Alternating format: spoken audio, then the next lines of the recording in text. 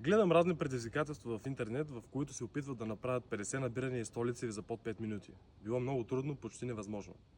Нека видим. То не се прави само с мускули, прави се с стратегия. Добре. На 105 кг да видим как се прави. 3, 2, 1, старт. Оп!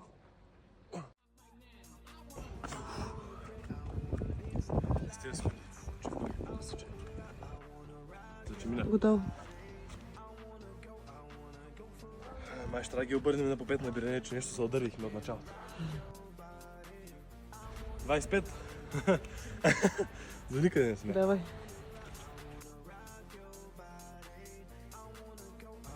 Колко време направим? Минута и 30.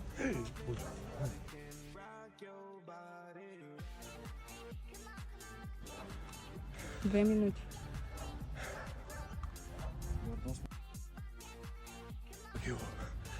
Пет останаха. На лицевите трябва да наваксам. Последно!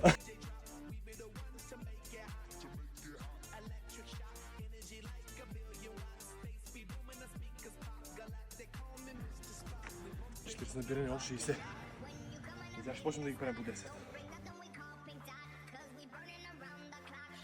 4 минути и 10 секунди. 60. 4 минути и половина.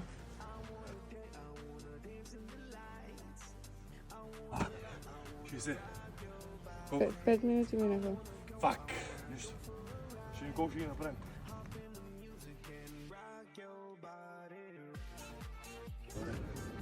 Със сигурност оцених предизвикателството.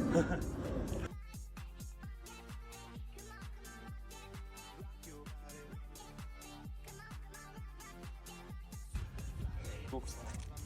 6.45. Фак! Не искам да завършвам в 7. 5.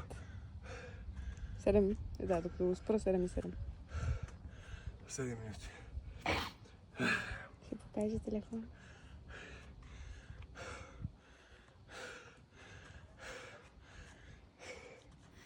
Добре, а?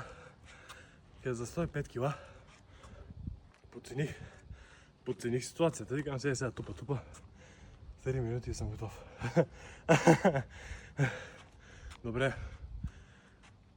Предизвикателството е интересно, трудно. Пробвайте и ви и ме тагвайте да видим кой ще бие моят резултат.